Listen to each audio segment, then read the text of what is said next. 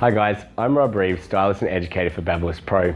And I want to share with you today the BaByliss Pro Root Boost. Now the Root Boost is a perfect heat styling tool to add root lift and body to flat hair, with heat settings from 140 to 230, making it the perfect for all hair types and conditions. It's an awesome alternative to backcombing and teasing, creating body with less stress on the hair. And I also love it to add interesting texture to updos, or for the more adventurous, a twist of the 80s. So now to create that added volume with the Root Boost, we're going to simply select the part of the hair we want to create more lift in. So really simply just sectioning up here. We're going to lift up through this section. Now holding up, and we're going to hold the Root Boost as close to the scalp as we can, closing down, holding for 5 seconds or so, and then release.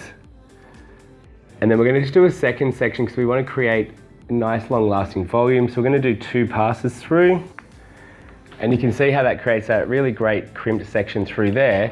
Once we pull the rest of the hair over, it's going to create a beautiful amount of volume. So we're just going to lift that up and we're going to do a couple more pieces because we want to create nice width through the sides.